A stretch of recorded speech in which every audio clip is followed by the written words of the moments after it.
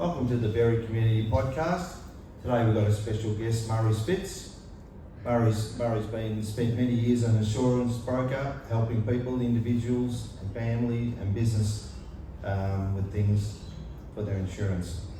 Along the way, he's built a wealth of experience and plenty of stories to share. So, welcome, Murray. Thanks very much, John. Well, enjoyed being here. Yeah, good to have you. You were busy this morning. It's good to get you. Had a meeting at work. It never ends. No, it's never ends. Let's discuss the business and what's the latest. What's the latest with a few things here and there. Yeah, we always have a team meeting every month, and that was basically just the updates, really. So it's good. Yeah. Just tell us a little bit about yourself, where you grew up. Yeah, I grew up in Montrose, which is the outer eastern suburbs, which is the foothill of the Dandenongs. My parents have lived there, or my mum still lives there. It's been well over 50 years in the same house. I went to Mount Evelyn Christian School, both primary and secondary school, and then I sort of left and did a bit of a TAFE course and sort of wandered for a few years, really. Did you? Yeah.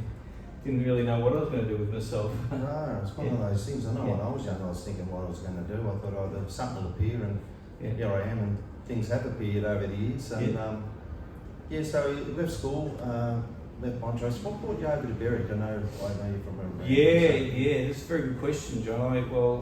After I lived in Kuala Lumpur, I had a bit of money, and I felt it was time to buy a house. And at the time, Narre Warren was an affordable area, so I could buy a decent property for that. So that's what I did. I bought a house in Narre Warren South.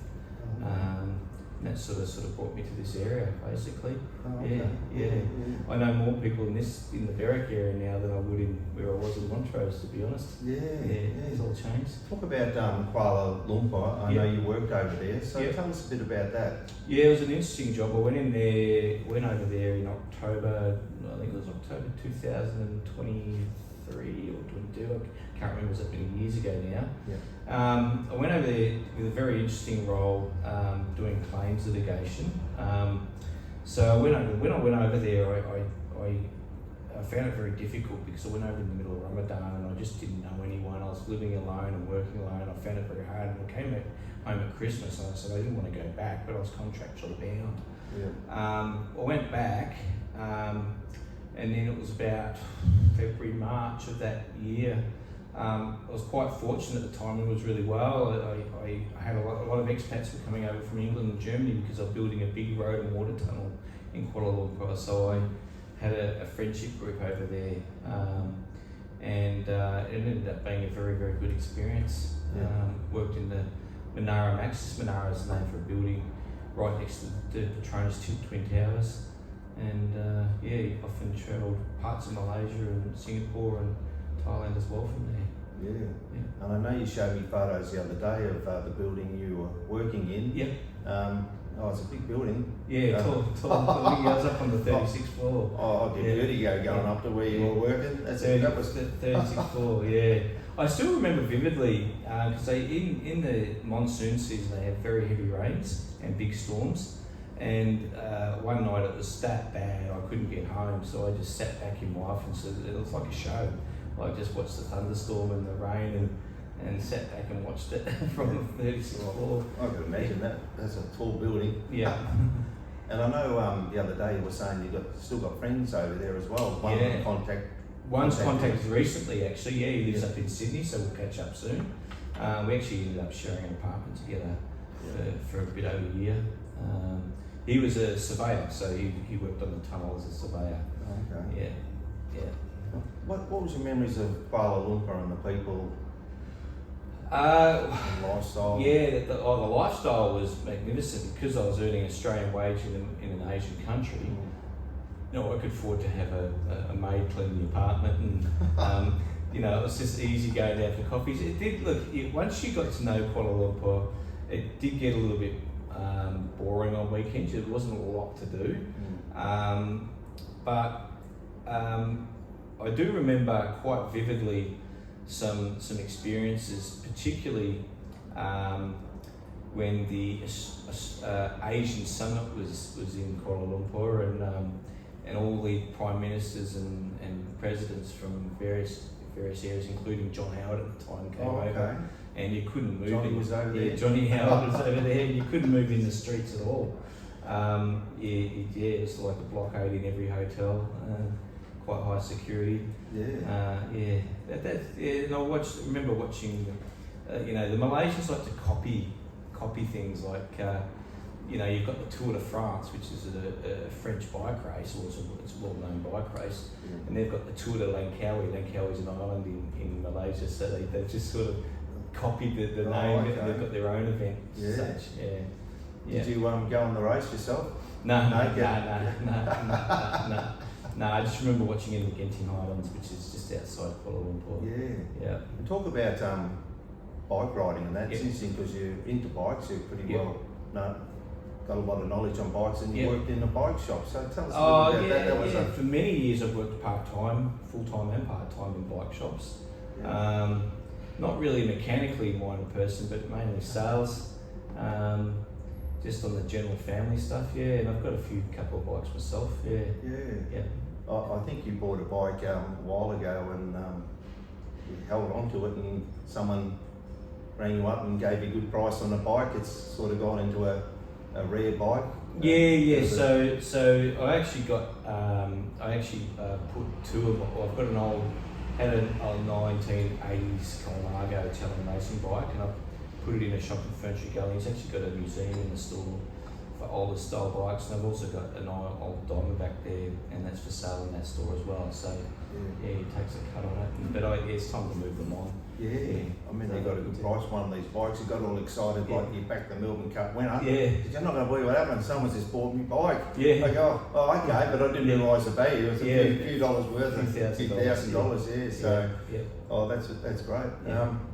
So it's interesting because bikes was sort of a side thing, but your main business or job is insurance. How did you get into that? I know you were doing it in Kuala Lumpur. Was that? So I'll go back a step. So as I said earlier, in my 20s, I was sort of a bit lost, and I was sort of working full and part time in a bike shop, and I was actually working in a service station and doing night shift. And I thought like the service station sells a paper, and I can't remember what it was. I was looking in the classified, and at the time there was a little ad in the corner for NRMA. So NRMA came down from New South Wales and doing car insurance here, looking for claims officers. So I applied for the role, and it was in the city, and I thought, went in for an interview, and got a job at NRMA, and I was there for 3 years, and I worked in the settlements team. So you settle at-fault claims, motor claims, and you settle recovery. You recover faultless claims. And then I was in the special claims unit for a year, which is just a nice word for the investigations team. Investigating car thefts and things like that. Did you do that, investigations? Just preliminary inquiries, but then we would outsource that to an investigator who would go out in the field and do the work. Well, that's so you were in Kuala Lumpur, and what brought you back to Australia? Still doing insurance, you're still doing it now? So after I finished in RMA, I went to the UK for 18 months. I worked for a motor insurer over there, and then I came back, and I hadn't finished my time in London, but I got a 9-month contract. We were auditing insurance companies' closed claim files and looking for potential recoveries, and they were happy with what I did, and that's where the talks began to go to KL. So a couple of years later, I went to Kuala Lumpur to work to do exactly the same thing, just claims litigation work, but it was more commercial stuff, not so much motor. Because you're insurance broker here now in Melbourne.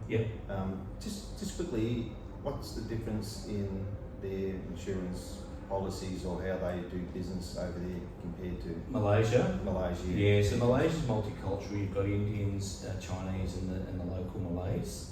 The Malays are very slow, cross their I's and dot their T's.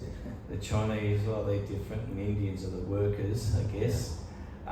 So to adjust to their culture issues was very frustrating because unless you ticked all the boxes, you couldn't get any further. But the work I was doing over there was the claims litigation, or what they call subrogation recoveries for insurers, which is different to insurance broking. So now I've sort of gone into insurance broking, which is providing insurance policies for generally business, basically. Yeah. So when I came back from Malaysia, I got the whole story. Well, you've gone down this path. It's not the normal path, and you're overqualified here, and blah blah blah. And so I had to sort of divert back into it. So take a step back to move forward into insurance broking. Yeah. Overqualified. Yeah, overqualified is what I got everywhere. Yeah. I know you're meticulous with your insurance policies. You dot the I's and cross the T's. Every single thing that's you want, people want to ensure you make sure it's itemised and correct, things like that. So I know we were just talking before an important thing that people should do with their insurance, and you recommended some photos. Yes, talk about content. So if you've got a home, what I'd probably recommend you do is the inevitable can happen to anyone, a house fire, and I wouldn't wish it on anyone, but if you do, you've got your contents insured, but it's a good idea, specifically if you've got any unique or valuable items, that you take. You don't have to not itemise them necessarily in your insurance policy because it's a general value. But take photos of everything and put it on a little USB and just give it to a family member. So you can then always get those photos, and it makes the job a lot easier for a loss assessor if you do have that total loss, because in the event of a fire, you lose everything basically, or save it in the cloud where you can get access to it later on. Yeah. I know my dad's car got pinched, and there was a toolkit in the back and some gear in the back, and we didn't have any photos. So I had no luck with that one. So you do take some photos, for evidence, I suppose, whatever you got there. Yeah, that's what I would agree with. Yeah, for home and car, I guess. Yeah, if you've got stuff in your car as well. Yeah. What do you specialise?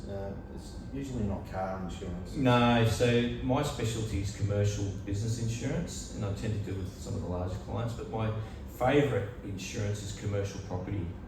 I like commercial property because there's so much involved in it. There's different types of buildings, different types of structures. Basically what the tenant does in that building has a big impact on the rating factor. Commercial property seems to be my favourite core product that I deal with.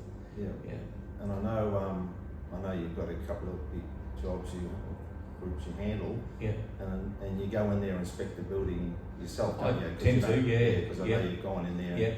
You want to make sure, see with your own eyes that. If I can, absolutely. I tend to go out specifically on. So I understand what's going on, because the business that's inside, it's not whether it's concrete or brick or steel roof or concrete floor. What goes on inside the building impacts the insurance. So I tend to go out, and then you give that to the insurance underwriters, and that the old story of 1,000 words, 1,000 pictures is 1,000 words, and that really helps the underwriters rate the risk, and you get better results out of the insurers that way. It also gives comfort to the property owner that the broker that's representing him has actually been out to the property, rather than just sitting behind a desk and doing it all on paper. I think that's exactly right. I know you've gone out and checked it all out and taken photos yourself. You're meticulous like that, and if something does happen, which it does, you've got it all itemised for the customer. Correct. And then got something that's burnt, and they go, we've seen it, and they can get compensated. Any sort of stories or any incidences that? There's always a good few stories that come about. Well, I'll talk about one house fire claim, and for your audience, John, what I'll do is I'll have to paint the picture. Okay, so there's a couple of rural properties next door to each other, home rural properties, and it's two old late 70s Italian men that had properties next to each other, and for the purpose of this, I'll refer to Mario and Giovanni. Okay, they're not the real names, and I'm not prepared to give the real names. I'm not talking suburbs or anything like that. I'm not revealing anything.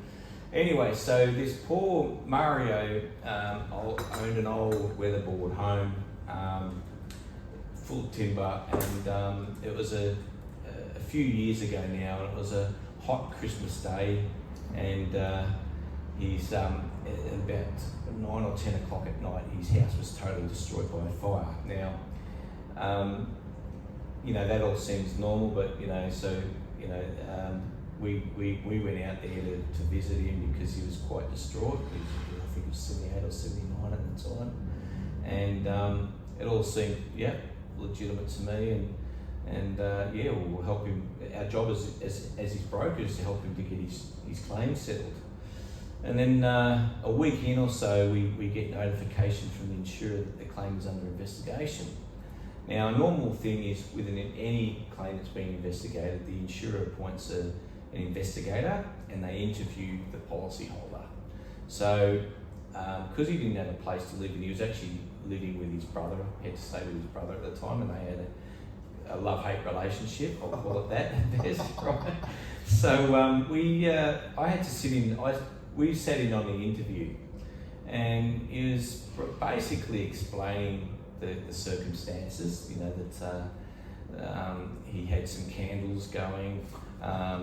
Old Italians apparently light candles at Christmas time for relatives that have passed, they represent the relatives that have passed, and he had the traditional Christmas tree, not the plastic ones, like a proper pine Christmas tree. Now, he also had some kittens in the home, and we really don't know whether the kittens jumped up and near the Christmas tree and made it fall over, or wind came in through an open door, so it was a windy day. But he heard some noises out in the paddock of his sheep, probably making odd noises, and it sounded like that they were under threat from a fox. So he went out. By the time he dealt with that and got back to his home, it was partially alight now. So he's trying to get out this is his story. He's trying to get out the hose and trying to put it out, but the wind and the heat was too intense, and given it was an old wooden house, before you know it went up. So look, you know, he called the 000, and took about 35 minutes for the fire brigade to attend. Now you gotta understand it's country, it's CFA, and most of the forest might have been having their Christmas drinks as well. So anyway, by the time they got there, the house was well alight, and so it was burnt to the ground, and he lost his home. So anyway, we got notification. That's the picture. So we got notification that his claim was under investigation, and you can only interview a policyholder for 3 hours, right? So for the first 3 hours, he explained his story, and I'm sitting there going, well, if he's made this up, he's done a really good job of it. So why are they investigating this claim? You know, what's wrong with this claim? Yeah. So it didn't make sense to me why they were investigating it, because to me, it sounded like the poor man had suffered a legitimate fire. He had no motive to light the fire because the contents weren't insured in the home. He had nowhere else to go, apart from his brother, that he had a love-hate relationship. Anyway, so I left it. So a week later, we did the second interview. Now we had to conduct the interview in the local library, hire a room in the local library because he had nowhere to live, basically. And then they proceeded to ask him about the electricity supply to the home. And it turns out 12 years ago, the council placed an order on the rural properties to remove all overhead power lines because of the fire risk, yes. Right? And they were to install underground power. Now, yes, he complied with the removal of the overhead power lines, but he didn't, never got underground power. Now, you gotta understand, his house was 200 metres to maybe 250 metres back from the road. So to connect underground power would have probably cost him 12 years ago, 50 grand at least, you know, to dig it all up, connect it, yeah. And so for some reason he was overlooked by the council. Anyway, so they proceeded to ask him about the power being connected from the neighbouring property, and I'm sitting in this interview going, what is going on here? Anyway, so his reply was, "Oh, it's okay. He pays the bills, I do the maintenance." Anyway, after the interview, part of the process that day is we actually went out on site, and I'm walking along this paddock where there's cows and sheep, and I'm looking at literally these extension cords, and they weren't like heavy duty ones either. Connected 50 meters long each, connected to each other, wrapped in electrical tape, connected from his house to his brother's house to the garage.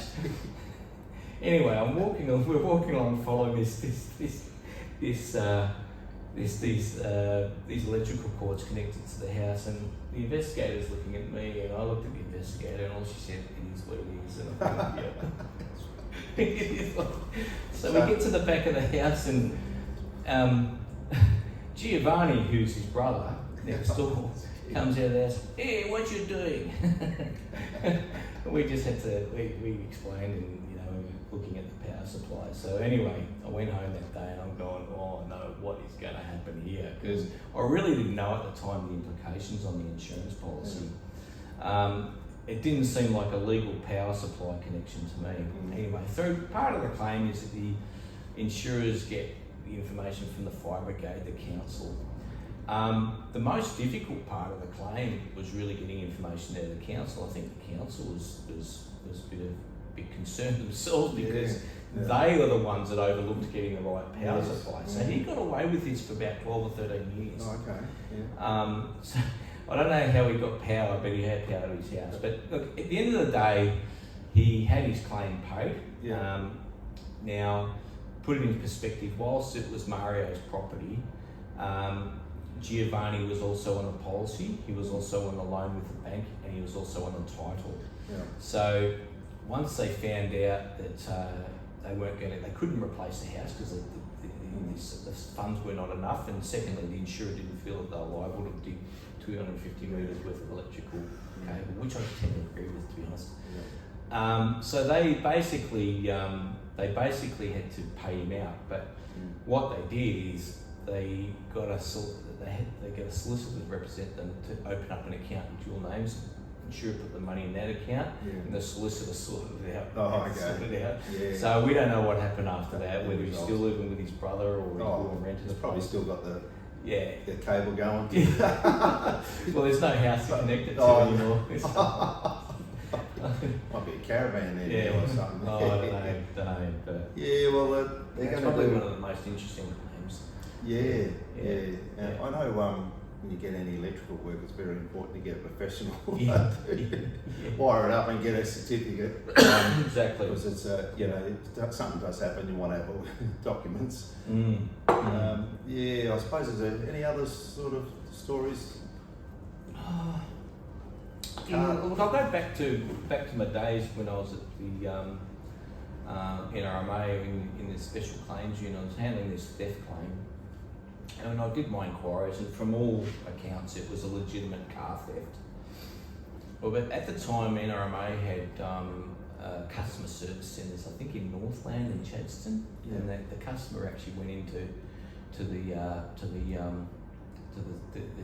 counter there at one of the things and told the staff member there, "I hope they don't make me pay the debt that I owe the NRMA." And that customer service person put that it said that to me.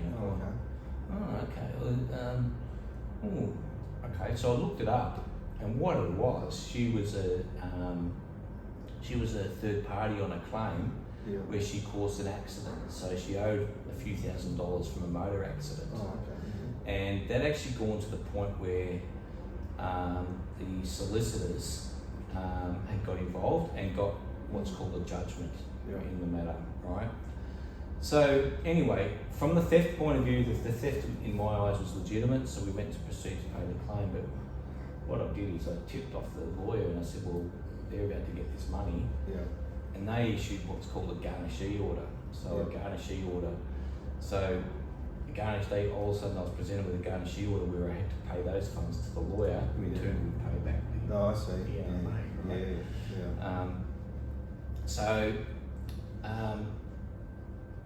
so anyway, I called this lady and said, okay, we're about to pay your claim, but I've received this all garnishee order to pay such and such solicitors. Oh, she got off a tree and within 5 minutes her lawyer was on the phone and goes, you can't offset. I said, listen, I'm not offsetting anything, I've got a garnishee order, and he went really quiet. He goes, I can fax it to you, like, because back then we were using faxes, not email. It's okay. She ended up with about $30. So the debt was paid. That's a positive there. Yeah, we cleared the debt. Yeah. Yeah, I'm sure there's plenty. There's many more many stories. stories, and we've got 30 minutes. Yeah. If someone was getting insurance, come to see you, Yeah. house, what would you recommend? Come see about getting a house. You want to have furniture and Just insure for an adequate value. Make sure your insurance is adequate. Like, make sure your building sum insured is a real replacement. And post-COVID, it is a bit of an issue because people don't know. There are some online calculators you can use, which give you a bit of a guidance. But yeah, just make sure your values are high enough. And because if you underinsure, you'll be paid underneath in the event of a loss. You know, because they're quite expensive to rebuild a house these days. Correct, so it is, want to make sure that's right. I just quickly, just chatting there before, Murray, when COVID rocked up, that was quite an interesting period because we were chatting and insurance policies were going up. I found that strange because insurance policies were going up and no one can do a thing. Any idea how that worked? You know, I just sort of thought they're all going up and nothing's going on. Is it? Well, it depends. Yeah, domestic insurance went up because costs of insurance claims went up. Sort of that's more post-COVID than rather over COVID. And I don't think the insurers were getting much of an investment on their return on their investment in the markets for the premiums that they collect. Yeah. So that's really my answer to it. I mean, not that I justify it. It's the Australian market's not competitive enough in domestic insurance, in my view. Yeah. So if someone wanted to have their building insured or house insured, you'd come out, check it all out, and then you depending. So if it, not for house insurance, I wouldn't, but because it's house insurance, you can use online calculators. But for definitely for commercial buildings, I prefer to have a look at them if I can. Yeah. And then you would reach out to different insurance companies and get the best deal. Now it's insurance companies and underwriting agencies which are predominantly backed by Lloyd's. So 10 years ago, Lloyd's, you would only go to Lloyd's if you couldn't get it in the general market. But now the Lloyd's are more competitive in the general market. There's a lot more of them out there, and a bit more competition. A bit more competition in commercial. Domestic, no. Domestic, we see insurers come and go all the time. It's a bit difficult. Or merge. Another one just merged. So there's a fair few things to consider there with getting insurance. That's why we go to brokers, don't we? You know, and get them to do all the stuff and make sure it's all done right. If something happens, and then you've got water. That's pretty common, isn't it? Water damage. Water damage, pipes breaking and things like that. Look, some of the general insurers, the direct, what we call the direct insurers, are quite good. So you've got companies like the RACV and GIO and AMI and Allianz, QBE, which all deal directly with the market. They're good. In the domestic space, they're quite good. You know, what I tend to advise people is keep away from the budgets, and there's obviously a name with an insurance company with that name, and those, you know, I think Coles should stick at selling food and groceries rather than insurance products. You know, you can get ING is selling car insurance now. You know, the banks are pulled out of doing insurance directly because of the compliance that goes with it. The commercial's a different market. Commercials become a bit more competitive in certain areas. And domestic's a different market, and farm's a different market as well. I know I went to insure my car just get a price there. I don't know, one of Coles, and done a lot, pressed a lot of buttons, and I got the end and said, sorry, won't insure this car. I go after all that, I think, Yeah. So, Yeah, they probably just want the bread and butter cars, not the prestige cars, John. Yeah, 20-year-old Mercedes. Yeah, some insurers won't do them for that old. Yeah. What do you enjoy about your job the most? Getting a result for the client, basically, a positive result for the client. Yeah. And that's just not being about a cheap insurance policy, it's being about a right insurance policy that will meet their needs. And that also a good claim outcome. That's probably what I enjoy about, and the relationships that I form not only with customers but also with insurance companies and the staff of those insurance companies. Yeah. And I know we're in a relationship business. Yeah, I know you've got a lot of customers for a long time. You know that you've done the insurance for. Yeah. I think your workplace is fantastic down there. Good team. Yeah, we've got a very good team at the moment. Yeah. Having your meeting this morning, running late, probably having coffee, cake. Nah. Oh, you're discussing. We'll get that this afternoon. I think. Yeah. Yeah. So, just sort of some light-hearted questions there, Murray. Yeah. What you follow a bit of the AFL, but you're really more a soccer person, aren't you? Correct. And you were crazy. There was a big win by the Socceroos on the weekend. Sunday. Yeah. That was a really good game. Yeah, it's good that we went down to the Berwick pub to watch that. Yeah. I was involved in the Victorian Amateur Soccer Federation for a while. I became president. But a few things led to another, and specifically COVID killed a lot of the amateur clubs, so we struggled to survive as an organisation, which has been around for 50 plus years. Yeah. But I used to play soccer as a kid. I haven't played it in recent years. But I like watching the soccer, and specifically like the atmosphere of certain games. And when I was living in the UK, I went over to games in Italy and saw Manchester United play in Manchester and Arsenal play at Highbury at the time. Oh, okay. Yeah. Geez, that would have been amazing. The atmosphere is unreal. Yeah. I can imagine. I just come back from America, went to the ice hockey. Yeah. And that's sensational. Yeah. So I can imagine the soccer. Yeah.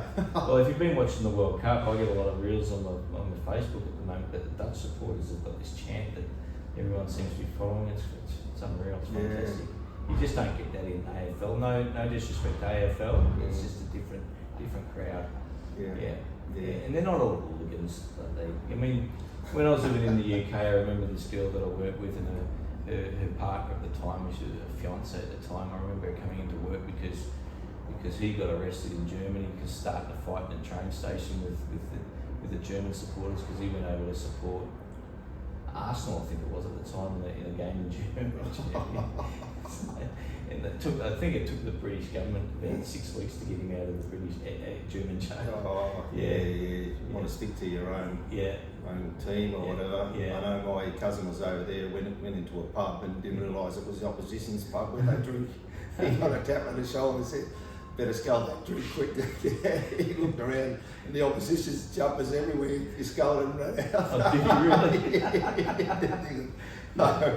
Oh, whether it happened, it just sort of, he wasn't taking his chances. So. No. Yeah, so and you're still working now full time? Yes. Yeah. You work at Tudor Insurance. You're based here, we're in Berwick, in the Tudor building. That's where the name come from. Correct. Just here in the 80s. Yeah. Stuff like David Cooper, the late David Cooper. Yeah, David passed away. A good friend of mine and yours. Yeah. So you're in Beaconsfield and you enjoying insurance? And enjoy what I do. Enjoy the team that I work with. We've got a good culture within the office. So there's it's very important because there are some of the corporate brokers which is just a nasty place to work, and or some of the other insurance brokers, they just pump through the volume and it doesn't allow you to really focus on what's important, doing the right, spending the time getting your customers right. And they're the brokers, they're where we get our new business leads from, because client's not happy, they don't feel that they're being serviced correctly. Yeah. Yeah. What's the best advice you have received? Best advice I have received? Yeah, just in life or work. Work hard, be good to your mother. There's one. Yeah, well, isn't that a Domino's pizza? Or is it? Best advice I've ever received. Just make sure you be happy in whatever you do and look after your health, basically. Yeah, it starts from there. Yeah. You know, your health and If that. you don't have that, then you're in trouble. Yeah. And outside the stress, fairly stressful at your job. Can be. You know, with these sort of things. And how do you relax that? What do you do to relax and wind down a bit? You've got a spot that you just like watching a Netflix or going for walks. Yeah. I think it was a bit hard this time of year in winter, but I like going for bushwalks.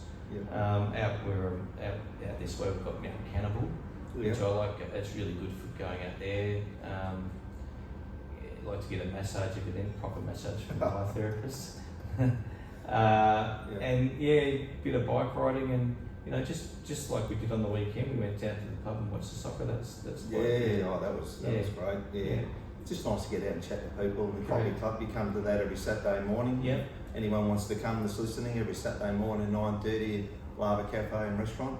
We meet there and we try to solve all the world's problems or create problems. I don't know. Talk footy, so that's a good outlet, isn't it? I enjoy that. It is a good outlet.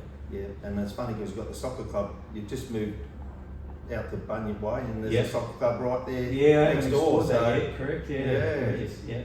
Oh, that's great, Murray. Well, if anyone wants any insurance, go see Murray Spitz, Tudor Insurance in Beaconsfield. He'll look after you. But I want to thank Murray Spitz for coming on today and coming on the podcast and sharing some stories. So you're welcome, John. Thank you. So thank you everyone for listening. Like and share the podcast. Until next time, bye for now, everyone. See you later. Bye. Anyway. See you later.